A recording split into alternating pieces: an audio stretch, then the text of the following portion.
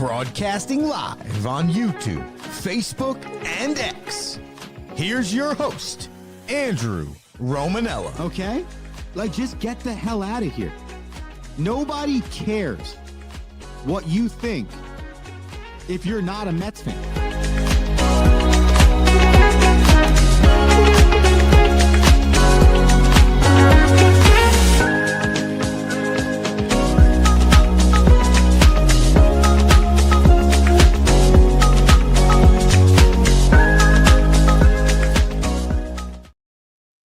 What's going on, everybody? Welcome in to another edition of The Rome Show, broadcasting live on YouTube, Facebook, and Twitter X. I'm your host, Andrew Romanella. I got you for the next 30 minutes or so. It's our Monday afternoon special. We're doing it all the way through the National Football League season as we get you ready for every Monday Night Football contest. Tonight, we are getting you ready for the Las Vegas Raiders versus the Dallas Cowboys. So much to do before we get there, though. And we remind you to get the show on youtube.com/the Romanellas. That's youtube.com/the Romanellas. You can also go to Twitter. That's the Rome Show 1 on Twitter X, the Rome Show, then the number 1. We have been struggling the last few days to get ourselves on Instagram Live, though we are set up for Instagram Live. It is not going live to the Instagrams. So we are live on Twitter, YouTube, and the OG Facebook, facebook.com/The Rome Show, The Rome Show podcast, wherever you listen to podcasts. Well, Monday morning quarterback will give you our weekend's best and our weekend's worst, and of course, give you some information on the Monday night football. Let's start by going around the National Football League with our Monday evening quarterback. Starting in Madrid, Spain. If you did not watch this Dolphins versus Commanders game on Sunday morning, you didn't miss much. Actually, what you missed was two coaches trying their hardest to lose this football game. Somehow, some way, the Miami Dolphins came out on top. Don't look now, but for the third straight season, the Dolphins went from 1-6 to 4-7 or something of its like. Winners of 3 of their last 4, including 2 and a row. Their playoff chances seem slim, but the chances are still there. 16-13 was this game. The Commanders without Jaden Daniels, with Marcus Mariota, are not it. They dropped to 3-8 and are seemingly out of the postseason. The next 2 games for the Miami Dolphins are rather easy. You have the New Orleans Saints and then the New York Jetropolitans. So 6-7 is not that far-fetched, considering when you're looking at the standings right now for the postseason. The Jacksonville Jaguars at 6-4 hold that last wild card spot. The Panthers, they had a furious comeback in the second half, outscoring the Falcons 17-6 in quarters 3 and 4 to force overtime, with which they defeated the Falcons 30-27, clean sweeping the Falcons this season. Bryce Young had possibly his best game as a pro, 31 of 45, 448, and 3 touchdowns. Not much ground game for the Carolina Panthers, though they didn't need it. The biggest story in this, Michael Penix Jr.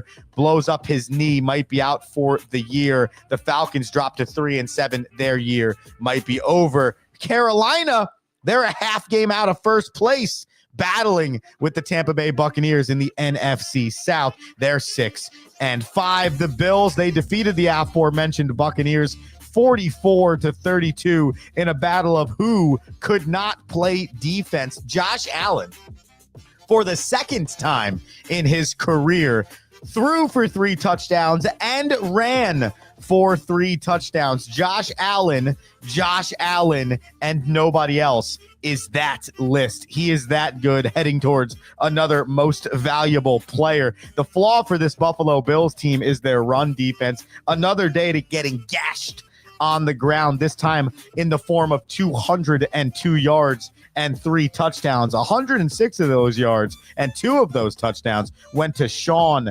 Tucker of the Tampa Bay Buccaneers, the third-year pro. The Buffalo Bills stay in the fight for the AFC East. They're now 7-3, a game behind the 8-2 New England Patriots. The Buccaneers, as we mentioned, half game ahead of the Panthers.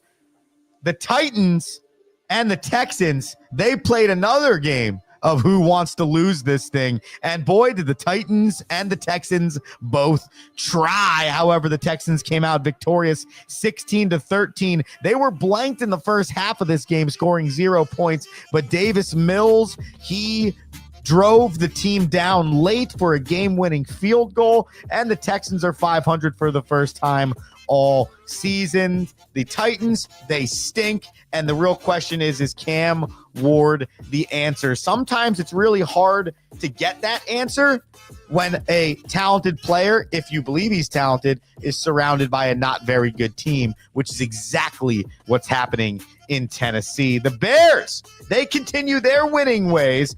They have now won their 3rd straight, and they've won their 7th in their last 8. They improved to 7-3, and they defeated the Vikings 19-17. In this game, another quarterback question came to fruition. Is J.J. McCarthy the answer? Most likely is not. At least that's what it's looking like in Minnesota. What's sad for the 4-6 Minnesota Vikings is last year they had Daniel Jones and Sam Darnold in their building. Sam Darnold had the best year of his life while quarterbacking this Minnesota Vikings team. Now, tough day to say that after Sam Darnold threw 4 picks yesterday, but nonetheless, I think this team would be significantly better with either of those two at the helm. Nonetheless, the Vikings, they put all their eggs in the J.J. McCarthy basket, and it is not looking good. The Bears, all their eggs in the Caleb Williams basket, and it's looking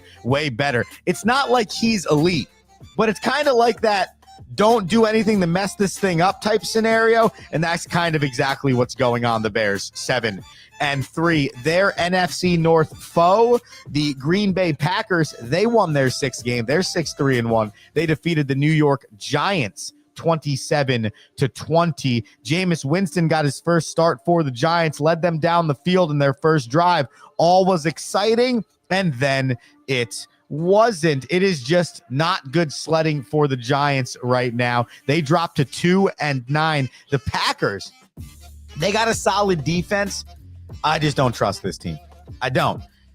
And they're in the battle for the NFC North. They're in the battle for the NFC wild card. I believe they are a playoff team, but they are the last team I think I have confidence in to make the playoffs on the NFC side. Nonetheless, though, 6-3-1. Another story out of this, Jordan Love got knocked out of the game for a little bit. Malik Willis, he went 2 for 2 with 6 yards and a touchdown pass for the Packers. So that's got to be nice to know for Matt LaFleur on the back end. Jordan Love, I still have questions on. I've never thought he was the answer in Green Bay, but we'll see. I think the inconsistencies of that offense might suggest that could be the answer in maybe not the quarterback. The Steelers staying in the NFC North, staying in the North, this time the AFC.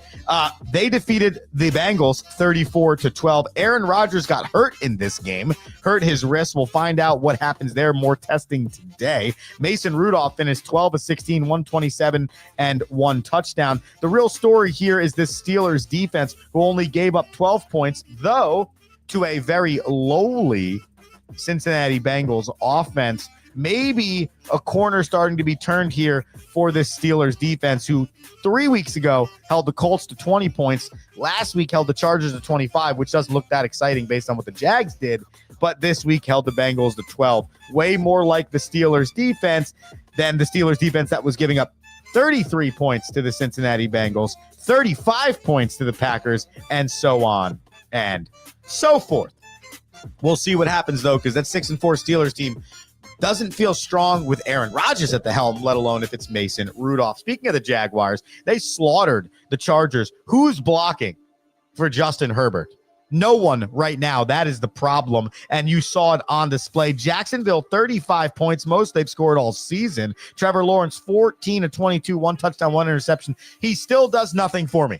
Like it's wild. Like he has not lived up to the hype, Trevor Lawrence, in my opinion. But Jacksonville is finding a way. This is the best they have been in the last 5 seasons. Liam Cohen's got something going on there. By the way, Bayushul Tutin, this young running back here, could be as good as Travis Etienne Jr. He had 15 carries. Etienne had 19. They totaled 192 yards on the ground. The rushing attack for the Jags is leading the charge. On the flip side, I mentioned, not a good day for Herbert. 10 of 18, 81 yards, 1 INT. They couldn't run. They couldn't throw. They couldn't protect. The Chargers, they need some help. They're 7-4, but they need some serious help. The injury bug has gotten them. The Seahawks, they lost to the Rams 21-19. We mentioned Sam Darnold had his worst game in a long time. 4 interceptions, 0 touchdowns, 279 yards, throwing the rock. So just couldn't get it going. Seattle, credit the Los Angeles Rams defense. You know, we talk a lot about the Rams offense, but I don't think we've talked enough about the Rams defense this season. Here's some of the numbers. Held the Texans to 9 points. Held the Colts to 20 points. Held the Ravens to 3 points. Held the Jags to 7 points. Held the Saints to 10 points. Held the Seahawks to 19 points. That is the makings of a legitimate defense. Oh, by the way, the Rams have also won 5 straight, and for the first time in Matthew Stafford's career, his record is over 500 at 116, 115, and 1. The Rams, they moved to 8-2. The Seahawks, they dropped to 7-3.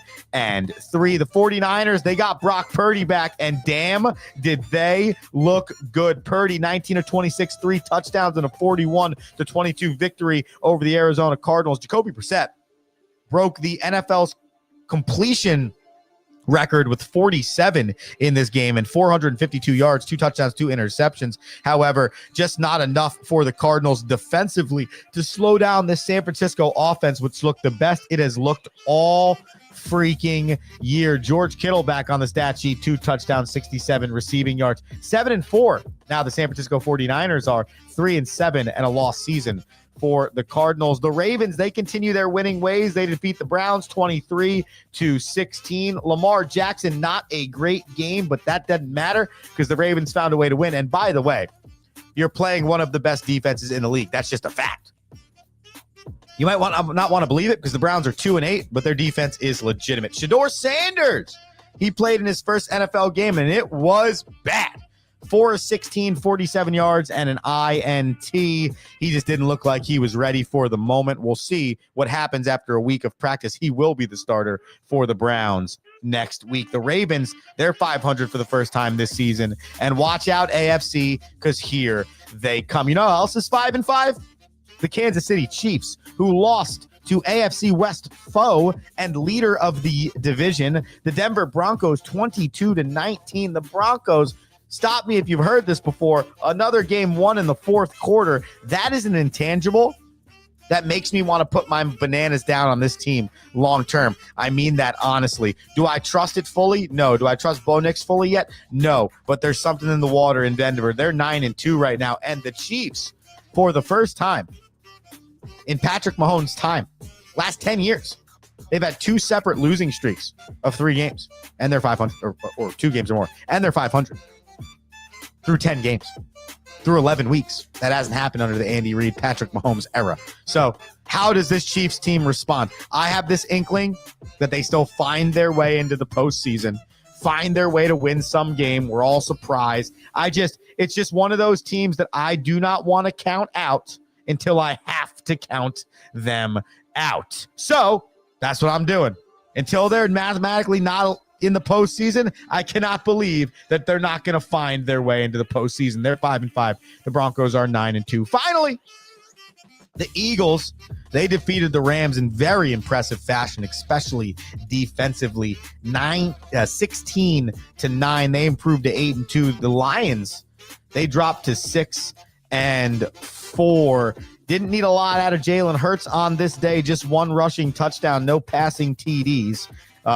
Not a lot of yards in total for either team in this game. It was a defensive battle. The Eagles had 2 sacks. The Lions had 1 sack.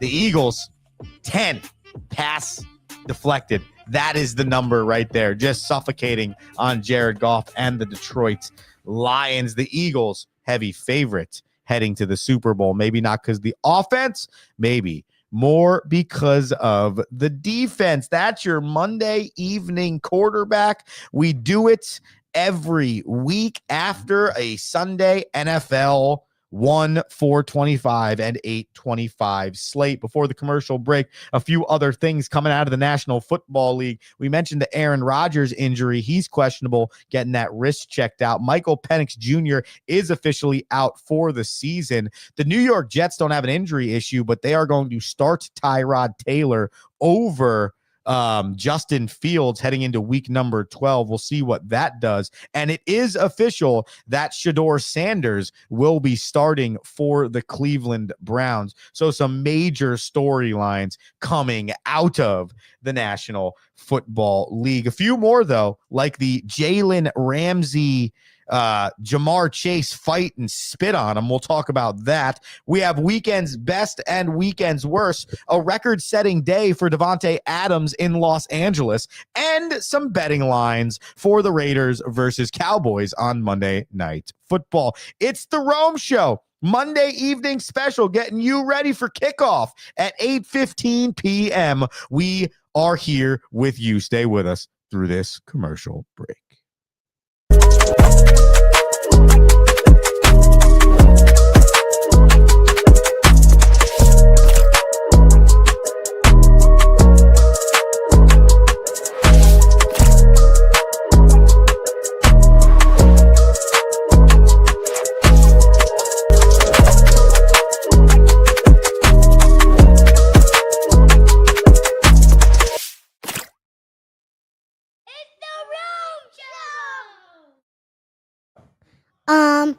Thank you for listening.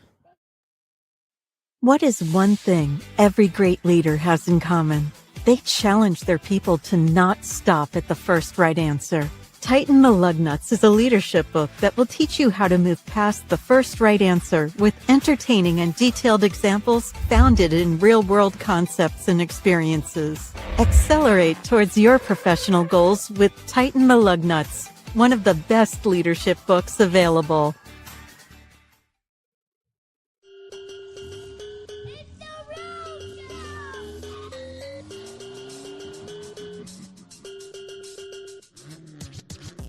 Welcome back into the Rome Show here on a Monday evening, 7:31, North New Jersey. Andrew Romanella here live with you, broadcasting on YouTube. Head to youtube.com/the Romanellas. That's youtube.com/the Romanellas. Get all of our content. We got some good stuff out there. Not just me, my beautiful fiance as well.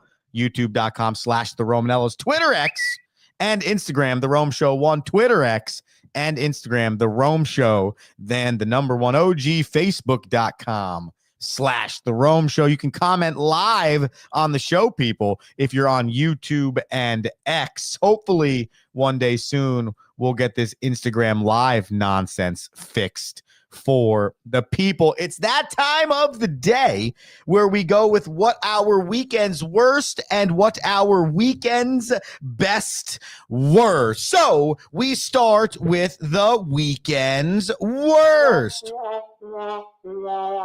And the first one here is Victor Wembanyama. Now, I brought a positive clip for the people, because I am annoyed that Victor Wembanyama is about to be out for 2 to 3 weeks with a strained calf, because we missed the back end of his season last year.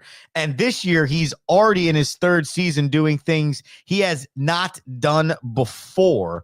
And it's been very fun to watch. He's averaging 12.9 rebounds per game, just over 26 points per game, nearly 4 blocks per game, all career highs.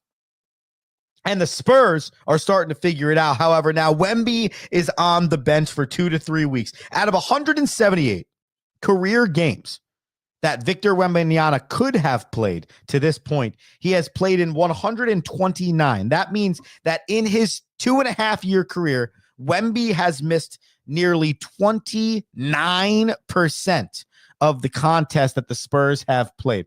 I'm not going to trend towards he might have an injury bug issue, but I'm going to start to lean that way because I know for a fact the San Antonio Spurs did not pick up Victor Wembanyama as their number 1 pick 2 years ago. The freak athlete that he is, the type of player that he is, what he's doing for their team. I got to believe they didn't pick him up to only play 71% of the games. And I understand in this day and age in the NBA, you don't necessarily play every game. This is a dude that's playing 90 to 95% of your games, or you're not going to be as good. You might add the rookie of the year last year in Castle, but this dude is generational. This dude is, look back, best player you've ever seen in your time type good. That's what he could be. That's what he's starting to do. And it's sad that he is going to be on the bench for the next 2 to 3 weeks. And we'll see what that does for the Spurs. Before we go on to our next weekend's worst, though, watch Victor Wembanyama take it to Draymond Green. Feels like the Warriors have not been in great defensive rebound position as Draymond. This is more like a weekend's best here. Victor, and the mind games begin. I'd say Draymond, maybe it's time to stop. NBA defensive. It's into Rocks the rim. If you'd like to see it again, here it is. Spin move, alley-oop on his head. That is why it is sad he'll be out the next 2 to 3 weeks. We continue with weekend's worst. At first it was Jalen Ramsey, but now it's actually Jamar Chase. If you haven't heard about this story, it's kind of gross, and we'll show you the video. It's just freaking weird, and I don't understand why this whole spitting thing is a thing. But in the fourth quarter of the Bengals versus Steelers game, it is apparent that Jamar Chase spit on Jalen Ramsey, which then prompted Jalen Ramsey to punch Jamar Chase in the helmet. Before you watch post-game video, it looked as if Jalen Ramsey just punched Jamar Chase in the helmet. So Jalen Ramsey, for the second time in his career, first time as a Steeler, was ejected from the game with roughly 10 minutes left in the fourth quarter. Video started to surface that it was not actually just Jalen Ramsey popping off, but Jamar Chase actually spit at him. Check out the video on your screen. So right here, you see them pushing and shoving each other. Now, here is the slow-mo. Oh, that is a straight loogie. Check it out again.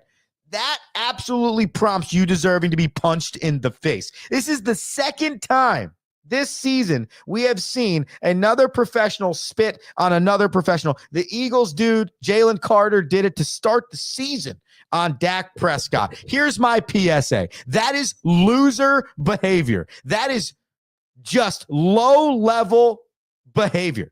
Why? Unnecessary. You want to talk your crap, talk your crap. You want to talk whatever you want to say that's disrespectful, say it. I already think that's a stupid line. But to spit on somebody, that's the lowest of low, and I'm tired of watching it. It's gross. It's a terrible thing to watch on TV. You're a professional, dog. I get that you're in the heat of competition, but that's the line you should never cross. If I'm the NFL, I don't just suspend Jamar Chase for a game. I suspend him for 4.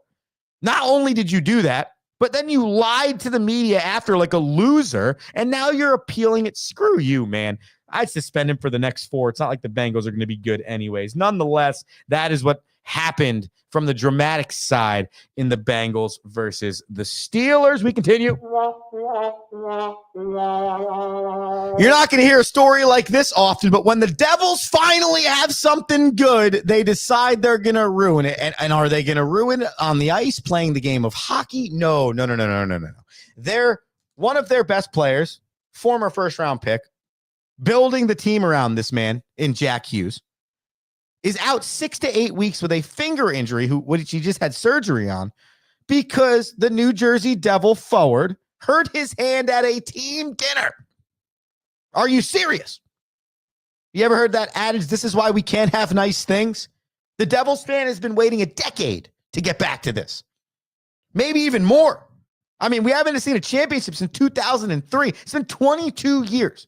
Haven't been in the Stanley Cup final since 2015. Been 10 years. This has been a habitually winning franchise. You finally get back. You're finally playing good puck. You're one of the best teams in the Eastern Conference. And this is what happens? Oh, what a terrible story. So a weekend's worse for the Devils and Jack Hughes, who are 13-4-1, 27 points, and sit atop the Metropolitan Division. Finally, your last weekend's worst. Honestly, this deserves two. Two of them. Why? Because it's Shedeur Sanders. Sanders in trouble, and he is dropped. Ball came out late. It was Kyle Hamilton. Third down and 10. Shedeur Sanders Sanders. takes a big hit, and he's picked Not off. good. Intercepted on the play. Get back out on the field. Sanders rolling right, throws, almost intercepted again. Help Judge get down. This is a compilation Sanders of standing not in the great pocket plays way from too Shedeur long Sanders and this throws it first away. day. Or 16. Sanders pressure coming, 63 spins away, keeps it passing alive, yards, throwing to the and end zone, and it's incomplete. not what you're looking for if you're Shedeur Sanders. And on top of that, after the game or during the game, his house was broken into. So just a really, though you get your first opportunity to play in the National Football League, that goes poorly, and then you go home and that adds insult to injury. This is a string of the last few years of people burglarizing athletes' houses during their games. It's like, again, talking about loser behavior. But if I went into the rabbit hole of where our country is right now from in the standpoint of these things happening, we'd be on this show for the next 4.5 hours, and this is not a political vehicle, so we're just going to leave it at that. Bad weekend for Shedeur Sanders. I hope it only gets better for the young man. Let's move forward to now the weekend's best and get some positive vibes on this show. Oh, yeah. Well, never mind. Penn State didn't think you were the best, James Franklin, but Virginia Tech does, baby. The Hokies have their new head ball coach. It is James Franklin, the former head coach of the Penn State Nittany Lions, and I think this is a fantastic hire. Virginia Tech has some of the greatest traditions in college sports. They have a fantastic campus. They compete in the ACC. They have a lot of great things going for them, but they have not figured out how to make this a consistent football program. That's just been how it is. And James Franklin has proven one thing as a college football coach. He can build programs. Now, we know that he can't necessarily win the big game. That's not what we're talking about here if you're Virginia Tech. You just need him to build the program. If in 10 years, Virginia Tech looks exactly how Penn State does, minus the 3-6 season right now, every Virginia Tech fan is going to sign up for that every year, twice over. What a great hiring. Good for James Franklin landing on his feet. I'm not saying that all the blame's on Penn State, but I'm not putting all the blame on James Franklin either. He did a lot of great there, coming off of a terrible era in Penn State football. He built Vanderbilt back up. Now it's his chance at Virginia Tech. Fantastic hiring for the Hokies. We continue.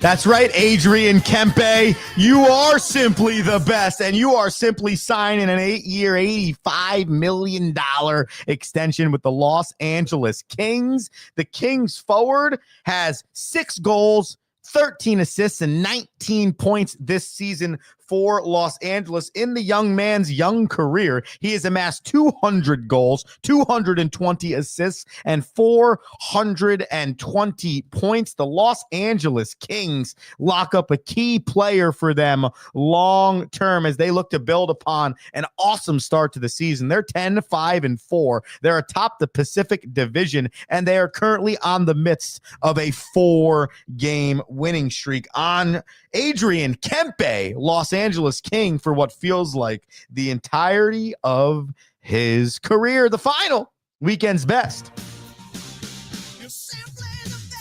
Yeah, you are. And you know who that is? That is Davante Adams. Oh, yeah, baby. Check it out. 17th receiver in National Football League history to record 1,000 receptions. Here it is.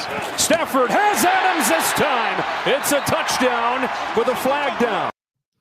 Here it is again. For those that might have missed Stafford it. has Adams this time. It's a touchdown. 1 reception, 1 yard, 1 touchdown, 1,000th reception. 17th guy all time for number 17. How cool is that?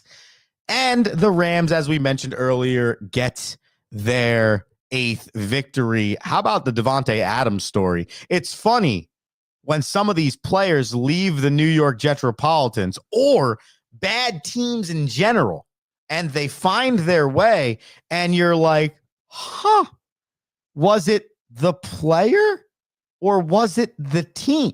Because Davante Adams looks as good as he's looked, skipping over the time in Las Vegas kind of and the Jets. But look at those two franchises.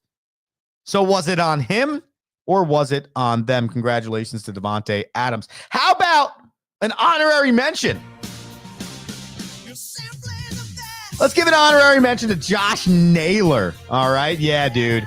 The Seattle Mariner 29-year-old who had his best year of his career, as you look at his statistics on the screen with the Mariners, signed a 5-year extension with the teal, silver, and blue after hitting .299 last season for the Mariners in 210 plate appearances.